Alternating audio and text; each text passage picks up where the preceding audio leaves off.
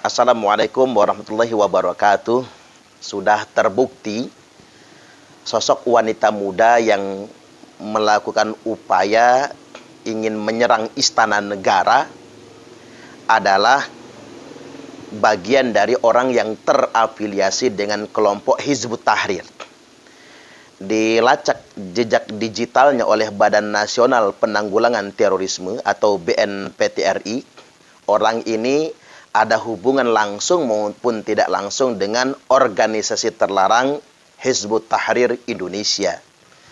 Sejak awal ingin saya tegaskan bahwasanya Hizbut Tahrir ini sudah pantas dilarang, dikarenakan ideologinya saja sudah salah. Hizbut Tahrir ini secara terbuka dan terang-terangan mengharamkan demokrasi.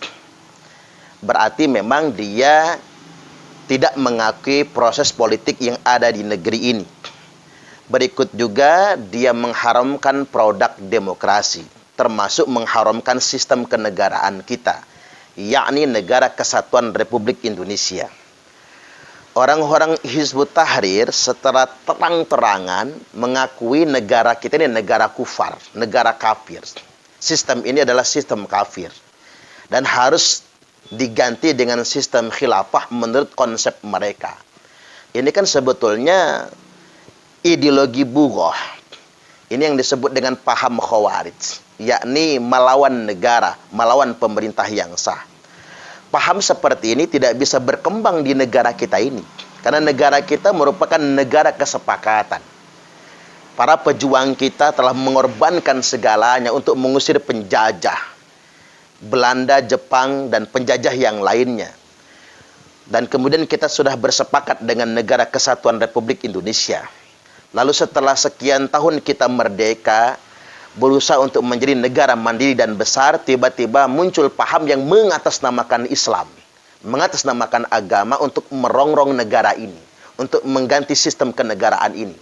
Maka pantas kalau Hizbut Tahrir ini kita sebut dengan produk kolonialisme. Ini monster ciptaan. Ketika mereka masih kecil saja mereka berani koar-koar, apalagi kalau mereka banyak, mungkin bisa jungkir balik negara ini. Kalau Hizbut Tahrir itu sudah semakin banyak. Nah tentunya karena selama ini mereka bebas mengekspresikan dirinya. Mereka memanfaatkan demokrasi dan kemudian mereka bebas melakukan aksi. Ya, kerjaan orang Hizbut Tahrir kan aksi. Demo, dan demo. Mereka memanfaatkan peluang-peluang demokrasi yang ada. Demokrasi yang mereka haramkan di satu sisi, tapi mereka manfaatkan di sisi yang lain. Meraih keuntungan dari iklim demokrasi yang ada. Nah sekarang mereka dibubarkan menjadi salah satu organisasi terlarang. Ini ibaratnya itu ngempet. Ibarat bisul itu tersembunyi. Maka muncul potensi radikalisme. Ini sangat potensial. Orang-orang ex-Hizbut Tahrir memendam rasa kebencian dan kedengkian, sehingganya bisa menyulut mereka untuk melakukan tindakan-tindakan yang sifatnya anarkis. Saya juga tidak setuju dengan gaya Cak Nun yang sekarang ini sudah punya kecenderungan membela kelompok-kelompok radikal ini. Cak Nun mengatakan tidak ada kelompok radikal tersebut. Coba kita ingin dengarkan sebentar. Jadi tidak ada radikalis di Indonesia, jangan percaya. Tidak ada. Yang radikal itu pemerintah.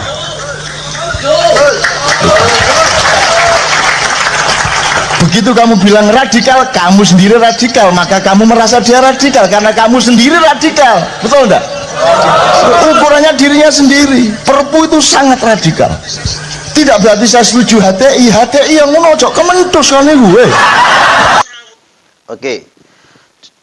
Bahasa Cak Nun ini adalah bahasa yang terlalu banyak cabangnya, terlalu banyak sayapnya. Radikalisme yang didefinisikan di sini adalah penggunaan bahasa agama untuk menentang sistem kenegaraan kita. Itu sudah jelas-jelas radikal. Mereka anti Negara Kesatuan Republik Indonesia dan pro ideologi transnasional. Cobalah Cak Nun bertanggung jawab dengan perkataannya.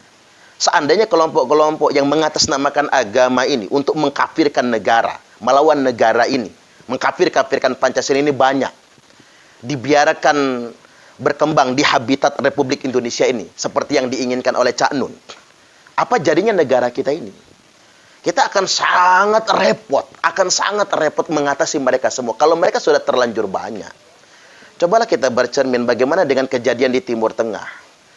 Saya ingin menegaskan bahwasanya radikalisme di Timur Tengah yang mengatasnamakan agama mengusung isu Al-Thawratul Arabiyah, kebangkitan dunia Arab atau kebangkitan Islam di Arab. Pada kenyataannya Arab tidak mengalami kebangkitan tapi kebangkrutan. Dan pada kenyataannya Islam di Arab tidak mengalami kejayaan dan kemajuan, tapi justru terjadi pemberontak-pemberontak baik milisi sipil maupun aksi-aksi massa yang mengatasnamakan agama untuk merongrong negaranya sendiri, yang mengatasnamakan agama untuk merongrong pemerintahnya sendiri. Kita ini sebetulnya sederhana. Kita ini bukan sedang menghadapi penjajah Belanda yang harus kita perangi. Kita tidak sedang menghadapi penjajah Jepang yang harus kita perangi. Tapi kita sedang berhadapan dengan negara kita sendiri. Negara yang kita bangun berdasarkan kesepakatan. Maka saya setuju bahwasanya aksi-aksi kelompok monster yang mengatasnamakan agama untuk merongrong negara dan anti pemerintah yang sah, mendelegitimasi pemerintah yang sah, ini bagian dari skenario neoliberalisme, penjajahan gaya baru. Di mana orang memanfaatkan kelompok-kelompok tertentu untuk memerangi negara lain atau setidaknya melemahkan negara lain. Ini yang disebut dengan proxy war, perang proksi. Memanfaatkan proksi ideologi. Jadi kelompok-kelompok radikal, kelompok-kelompok yang sangat ideologis mengatasnamakan agama ini sengaja dipelihara, didanai dan dibesarkan oleh kelompok neoliberalisme untuk melemahkan negara-negara berkembang, termasuk negara-negara muslim, termasuk di Indonesia Raya tercinta ini. Jadi saya cuma ingin mengingatkan pada konten kali ini, waspada, radikalisme telah menyusup kemana-mana, terutama untuk generasi muda. Generasi muda, para mahasiswa, hati-hati dengan cuci otak, brainwashing. Ini buktinya, sosok wanita muda menggunakan hijab yang baik, tapi radikal, berusaha untuk menyerang istana negara. Terjadi karena inilah brainwash. Ini proses cuci otak yang mengatasnamakan agama. Orang awam paling gampang dimanipulasi menggunakan bahasa agama. Maka dari itu bukan hanya di lingkungan kampus, di lingkungan generasi muda yang harus kita waspadai, saya juga perlu memberikan warning di kampung-kampung, jangan sampai ada paham-paham seperti ini dibiarkan berkembang. Tokoh masyarakat yang ada di kampung, tokoh agama, para ustadz-ustadz lokal, kepala desa, kepala kampung, pemuka agama setempat, babinsa, babin kamtipmas harus bersinergi untuk mengantisipasi masuknya paham-paham yang tidak benar ini ke kampung-kampung. Baik demikian, saksikan konten yang berikut ini. Baik, selanjutnya yang saya hormati bapak-bapak dan ibu-ibu semua peserta sosialisasi pembinaan ideologi Pancasila dan wawasan kebangsaan. Judul agenda ini IPWK. Ini agenda resmi pemerintah Provinsi Lampung yang digawangi oleh DPRD Provinsi Lampung. Intinya kembali menyosialisasikan tentang nilai-nilai Pancasila dan wawasan kebangsaan dan pentingnya bela negara, menjaga negara kesatuan Republik Indonesia. Jadi hari ini saya sebetulnya separuh ceramah ya. Separuh ceramah, separuh kuliah nih Pak, tentang Pancasila dan wawasan kebangsaan.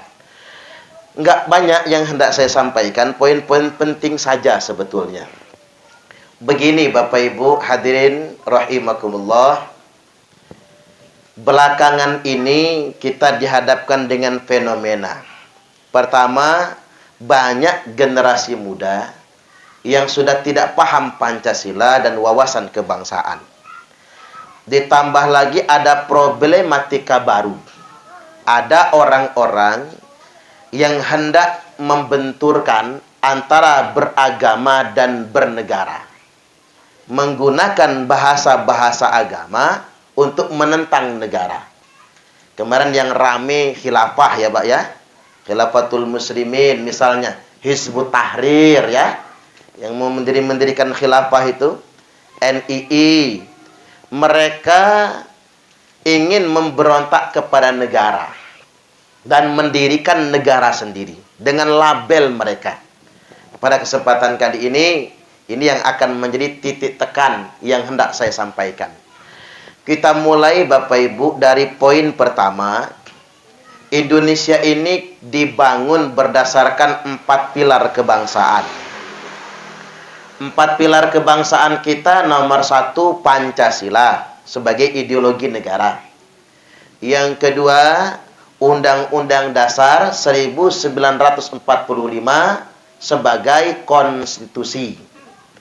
Yang ketiga, sistem kenegaraan kita, Negara Kesatuan Republik Indonesia, disingkatnya NKRI. Dan kemudian yang keempat, Bhinneka Tunggal Ika. Walaupun kita berbeda-beda, tapi tetap satu jua. Nah, belakangan ada orang-orang yang mengatasnamakan agama untuk menentang 4 pilar kebangsaan ini. Nah, ini yang harus kita bersihkan. Karena begini, bagi orang awam, seolah-olah kalau orang ngomong agama itu pasti benar semua. Seolah-olah begitu. Nah, saya ambil contoh ini. Biar jenengan tahu enggak? Gitu. Tahu betul ngapa sih orang jadi teroris gitu, Pak? Ngapa sih orang jadi radikalis, orang jadi HTI, orang jadi NII, orang kemudian menjadi Khilafatul Muslimin? Bagaimana cara rekrutmennya? Dicuci otaknya. Pakai bahasa yang sederhana. Coba, jenengan tak suruh milih ini. Kalau suruh milih, pilih salah satu ya. Milih Pancasila atau milih Al-Quran. Jujur milihnya. Milih Pancasila apa Quran? Depan saya ngomong Pancasila. Enggak, Al-Quran itu wahyu Allah. Pancasila itu bikinan manusia. Milih mana? Pancasila apa Quran? Al-Quran dong. Milih bela Islam atau bela negara? Bela Islam dong. Nasionalis amat yang bela negara ya. Gak apa-apa, bagus-bagus itu. Milih taat Allah atau taat pemerintah? Ya taat Allah dong. Allah punya surga, pemerintah nggak punya. Tanya Pak Ribut, punya surga nggak dia? Nggak punya kan? Nah, sekali lagi saya ulangi. Milih Al-Quran apa Pancasila? Al-Quran dong. Milih bela Islam atau bela negara? Bela Islam dong. Milih taat Allah atau taat pemerintah? Taat Allah dong. 2 menit jadi teroris semua nih. Iya, Pak. Nah, itu cara cuci otak. Jadi Bapak Ibu, panjenengan nanti jangan kaget. Kalau ada yang ujuk-ujuk masuk haduyang, Fatmosari 2 ini, ngerekrut kita begitu. Yang jadi ancaman bukan jenengan, sudah senior-senior ini. Yang jadi ancam itu anak-anak muda loh, Pak. Dikasih pilihan kayak gini, ini pertanyaan jebakan. Mestinya jangan dijawab. Sama kayak saya nanya begini. Ibu-ibu yang jawab. Milih taat Gusti Allah nopo taat kalih suami bojone? Milih taat Allah atau taat suami? Kafir dong. Kafir, Pak. Bener kafir. Wong milihnya taat suami daripada taat Allah, kafir dong. Milih taat Allah apa taat suami? Yang milih taat Allah, taat suami, kafir sama Allah. Yang milih taat sama Allah, dicerai sama lakinya. Mau dicerai, kawin lagi. Nah, itu kan jebakan. Nggak boleh dijawab sebetulnya. Nah, sama kayak begini. Milih berbakti sama Allah atau dengan orang tua? Diam. Oh, diam. Nah, keren. Sebel deh, muangkel. Diam. Jangan dijawab. Ya, iya itu jebakan nanti. Nah, jenengan harus tahu cara vaksinnya itu virus. Bahasanya agama. Dia ngutip Al-Quran, ngutip hadis Nabi, tapi itu racun. Hati-hati. Dia sedang menyebarkan virus. Kan begini Bapak Ibu, ketika kita ditanya, milih berbakti dengan Allah atau berbakti dengan orang tua, jawaban yang benar, berbakti kepada orang tua merupakan perintah Allah. Ridallah fi ridal walidain. Ridhonya Allah tergantung ridho kedua orang tua. Itu bukan pilihan. Semuanya benar. Milih taat Allah atau taat suami? Jawaban yang benar, mentaati suami perintah Allah. Ibu-ibu taat suami masuk surga. Mau masuk surga enggak? Mau. Masuk neraka mau enggak? Kalau pengen masuk surga neraka, saya ajarin Bu cara masuk neraka. Gampang. Nek jenengan pengen masuk neraka, ngelawan sama suami. Suami lagi tidur, Bu, sepak palanya. Gratis masuk nerakanya. Kan begitu. Jadi jangan sampai jadi pilihan. Sama tadi, milih bela Islam atau bela negara. Jawaban yang benar, membela negara merupakan ajaran Islam. Hubbul watan minal iman. Cinta tanah air merupakan bagian dari iman. Milih taat Allah atau taat pemerintah? Jawaban yang benar, mentaati pemerintah merupakan perintah Allah. Kan jelas ayatnya, ya ayyuhalladzina amanu ati'ullaha wa ati'ur rasulah wa ulil amri minkum. Wahai orang-orang yang beriman, satu, wajib nih, taatlah kepada Gusti Allah. Yang kedua, taat kepada Rasul. Yang ketiga, taatlah kepada pemerintah kalian. Jadi mentaati pemerintah sama saja kita mentaati Allah. Jadi Pak Cari ini pemerintah, wajib kita taati. Pak Cari hamil kayaknya ya. Saya tuh terganggu kalau melihat Pak Cari itu. Ya sama lah sama saya. Kita ini berapa bulan kira-kira? 7 bulan ini kayaknya. Saya cuma heran nggak lahir-lahir aja ini. Jadi kembali lagi, mentaati pemerintah itu merupakan perintah Allah. Dan sekarang Pak, kita sedang dihadapkan dengan fenomena indoktrinasi. Tahu indoktrinasi nggak, Bu? Nggak tahu kan? Cabai mahal tahu? Minyak goreng tahu ya? Ibu mah tahu yang begitu, bagus-bagus. Dihadapkan dengan indoktrinasi, menggunakan agama, mempengaruhi orang awam untuk menentang pemerintah. Sejak fenomena 2019 ya Pak, orang menggunakan agama, mengatasnamakan agama untuk menjelek-jelekkan pemerintah. Coba, ada mikrofon satunya. Untuk ngejelek-jelekin pemerintah. Nah yang terbaru ini, Nur Suge sudah ditetapkan tersangka oleh polisi gara-gara mubahalah sama Bambang Tri guna menuduh presiden bohong, ijazah Pak Jokowi palsu. Ini mubahalah atas nama agama. Ini bagian daripada manipulasi agama. Saya ingin kasih tahu sama Bapak Ibu, Allah Subhanahu wa taala sudah berfirman, wala tuti' kulla hallafim mahin. Jangan pernah percaya dengan orang yang gampang nyebut demi Allah. Jadi ingat, kalau kata ulama, orang yang gampang nyebut demi Allah, tanda dia sedang berbohong. Karena dia nggak takut sama Allah. Hati-hati Bapak Ibu, jangan mudah ngomong demi Allah. Tanda dia nggak takut dengan Allah. Gampang sumpah, gampang mubahalah. Makanya ibu-ibu ini ilmu buat panjenengan. Kalau bapak-bapak nih, suami ibu-ibu, gampang nyebut demi Allah, ketahuan bohong dia. Demi Allah, mak bapak nggak selingkuh, ketahuan dia. Berarti beneran tuh. Kan di Quran sudah disebutkan Pak, pedagang yang gampang bersumpah dia berbohong. Nggak boleh gampang nyebut demi Allah itu. Apalagi mubahalah model Nur Sugi. Sumpah-sumpah mubahalah itu menistakan ajaran agama. Tanda dia sama sekali nggak punya rasa takut kepada Allah Subhanahu wa taala. Padahal keimanan yang sebenarnya adalah rasa takut kepada Allah. Maka diingatkan, wala tuti' kulla hallafim mahin. Jangan ikut-ikutan, jangan jadi followers, jangan pernah percaya dengan orang yang gampang bersumpah demi Allah, demi agama, dan gampang mencela. Hammazim masya'im binamim.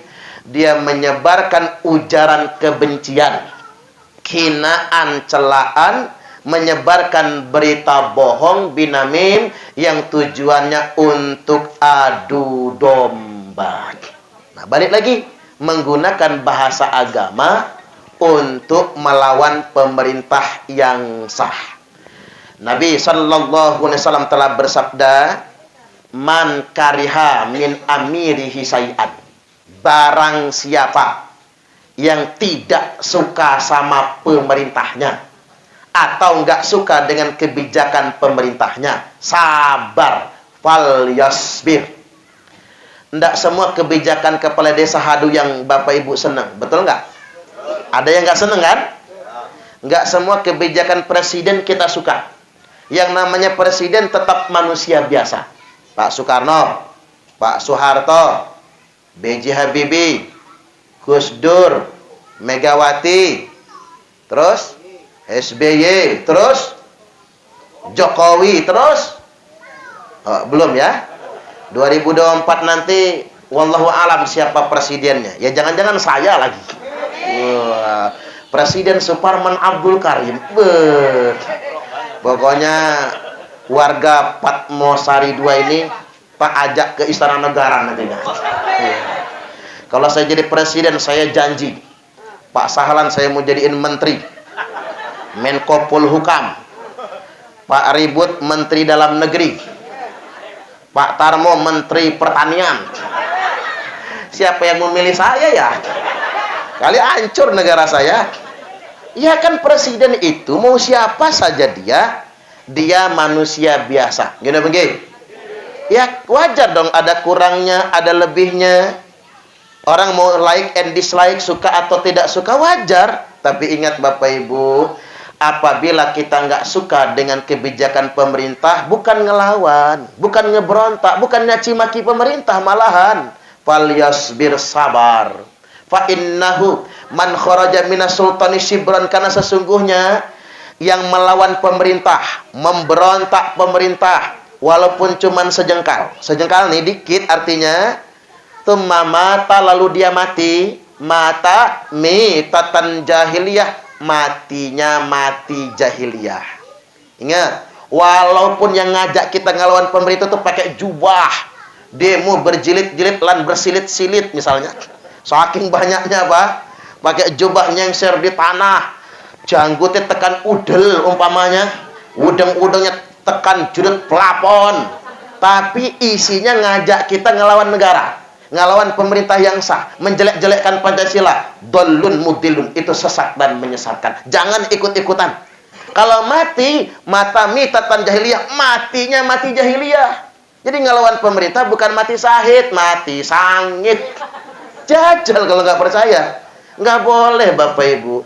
Terus ada yang nanya sama saya, Ustadz, kalau pemerintahnya zolim, dalam tanda kutip, zolim kan ada orang nganggap zolim, ada yang tidak kan? Boleh nggak kita ngelawan? Nggak boleh. Sampai-sampai ditanyakan kepada Nabi oleh Abu Dzar, ya Rasul, saya nggak tahan tapi. Kalau kamu nggak tahan, kata Nabi, jangan pernah memberontak negara. Pemerintah yang sah, masuk hutan. Jadi Tarsan. Jangan nyampur orang banyak. Masuk hutan aja kalau memang nggak tahan.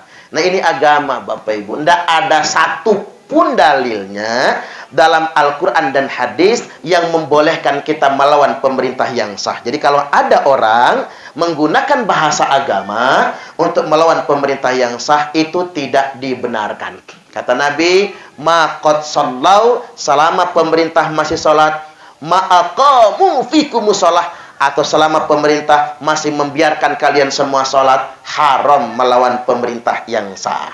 Jam berapa ini kira-kira? Aduh, belum ya Pak? Belum. Tanggung dikit lagi.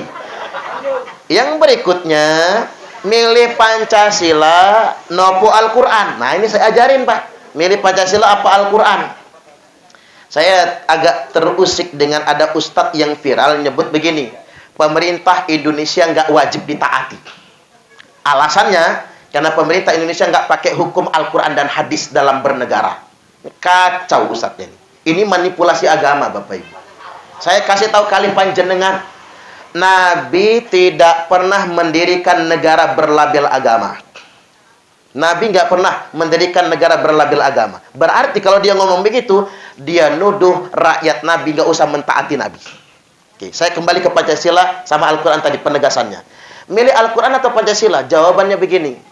Pancasila itu bukan agama. Dan Pancasila itu tidak untuk menggantikan agama. Namun Pancasila itu cocok sesuai dengan ajaran agama. Dulu Nabi hijrah dari Mekah ke Madinah, bikin negara pertama. Nama negaranya negara Madinah. Negara yang didirikan oleh Nabi, negara kesepakatan. Sama kayak kita, negara kesatuan Republik Indonesia. Bukan negara agama, tapi negara kesepakatan. Dan dasar negara Nabi bukan Al-Quran. Nah ini biar jenengan bisa jawab. Dasar negara Nabi bukan Al-Quran. Konstitusi Nabi disebut Sahifatul Madinah, Piagam Madinah. Jadi bukan Al-Quran. Loh, dia mau mengkafirkan nabinya sendiri. Nah, mengapa Al-Quran tidak dijadikan dasar negara? Karena Al-Quran itu wahyu Allah. Sedangkan ideologi dan konstitusi negara bikinan manusia. Kalau Al-Quran dijadikan ideologi dan konstitusi, Al-Quran diotak-atik manusia. Itu sama saja merendahkan Al-Quran. Dan Al-Quran tersebut nilainya Bapak Ibu cocok betul. Dengan apa Pancasila itu dengan nilai-nilai Al-Quran cocok betul. Contoh, ketuhanan yang Maha Esa. Qul huwallahu ahad. Hafal kan? Nggak usah dikasih hadiah kan? Nggak usah ya. Kemanusiaan yang adil dan beradab. Innallaha ya'muru bil adli wal ihsan. Al-Quran. Persatuan Indonesia, wa'tasimu bihablillahi jami'an wa la tafarraqu. Al-Quran. Sila yang keempat, kerakyatan yang dipimpin oleh hikmat, kebijaksanaan dalam permusyawaratan, perwakilan, wa amruhum syura bainahum. Al-Quran itu bahkan keren ayat sila yang keempat ini. Cocok betul dengan dulu di zaman Nabi dan para sahabat. Pemilihan Abu Bakar, permusyawaratan perwakilan. Umar, Uthman, Ali, permusyawaratan perwakilan.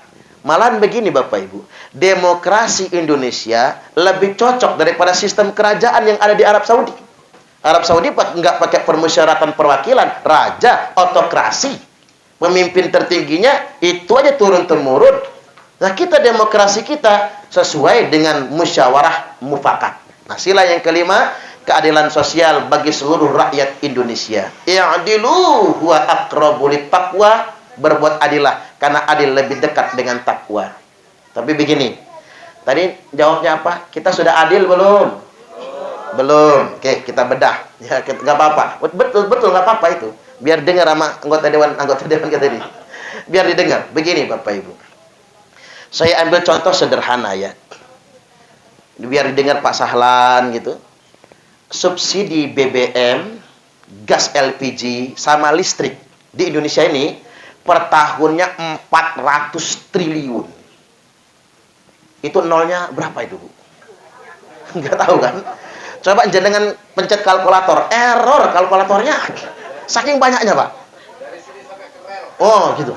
400 triliun itu subsidi BBM, gas LPG sama listrik. Dan rata-rata yang minum BBM itu yang punya mobil semua. Ya, Pak ya. Bukan yang punya motor. Waduh, kopi datang, suruh lama nih. Jangan lama-lama ya. Ya biar jangan ngantuk lah. Jadi sekali lagi Bapak Ibu, 400 triliun. Itulah mengapa subsidi dikurangi. Dan harapannya sebetulnya, kalau saya sih ngusulkan, subsidi BBM itu cabut. Karena yang lebih banyak menikmatinya orang kaya. Yang punya mobil kan orang kaya kan? Tapi dialihkan ke pendidikan gratis. Tanpa dana komite sama sekali. Setuju nggak kira-kira? Bisa dong Pak, bisa. Karena begini, Jawa Tengah itu pendidikan gratis. PAUD, TK, SD, SMP, SMA, SMK gratis tanpa uang komite. Berarti bisa ada di Lampung. Di Pak Sahlan yang mengusulkan ya. Usulkan kepada gubernur, cuman gubernur kita ini bukan dari kita ya Pak. Kalau Pak Sahlan jadi gubernur lah nanti ya. Langsung baik. Pilgub kita Pak, langsung kesuwen ya, kesuwen. Waduh, nunggu gubernur kesuwen katanya. Subhanallah. Subhanallah. Kirain langsung wah, ternyata kesuwen. Jadi balik lagi Bapak Ibu, Artinya memang ini bisa kan? Menjadi sebuah kebijakan itu bisa demi keadilan sosial. Gimana Bang? Karena memang begini Bapak Ibu, banyak fasilitas subsidi itu dinikmati orang kaya. Kayak BLT saja. Banyak BLT nggak tepat sasaran. Nerima BLT bukannya beli beras, malah ganti HP. Ya tadi buat nyicil panci kita pasalan kan? Ini nggak tepat sasaran. Kadang-kadang juga kita ini nggak tahu diri. Orang kaya tapi mentalnya miskin. Rumahnya beton tapi nerima PKH. Ada zaman sekarang? Banyak? Waduh, banyak malahan. Kita ini begini Bapak Ibu. Cobalah kita lebih kedepankan syukur. Orang nyebut enak zaman dulu daripada zaman sekarang. Iya tah. Ya juga sih. Zaman dulu saya nggak pernah pening mikirin beras. Nggak pernah pening mikirin biaya sekolah. Yang pening bapak ibu saya soalnya. Pening sangat itu Pak. Saya ingat betul harga beras itu masih saya kecil itu cuman 300 perak. Tapi susah. Pokoknya utang numpuk di toko beras itu. Harga cuma 500 perak. Susah Pak. Murah harganya tapi daya beli yang nggak ada. Di kampung saya itu yang punya TV cuman Pak Kadus. TV hitam putih pakai aki. Lagi seru-seru nonton blek mati dia. Nah zaman sekarang coba ingat, semua rumah punya TV, LED TV, LCD TV, TV digital, smart TV. Cuman nggak syukur. Zaman itu yang punya motor cuman Pak Kadus di kampung saya. L2 Super mereknya. Zaman sekarang semua rumah punya motor. 1, 2, 3, 4. Punya mobil, tapi ngaku melarat. Coba kemana-mana orang sekarang punya Android semua kan? Kemana-mana selfie, pengajian selfie, ke pantai selfie. Tapi saya juga bingung Pak, ngapalah bapak-bapak itu kalau selfie foto begini, tapi kalau emak-emak begini, mulut dipengot-pengotin. Saya nyendirinya aja susah Pak mengotin mulut tuh. Kalau bapak-bapak begini tuh udah pas, mantap. Satu istri cukup, kan satu aja. Tapi kalau begini, tahu artinya enggak? Jadikan aku yang kedua. Yang jenengan yang mau soalnya.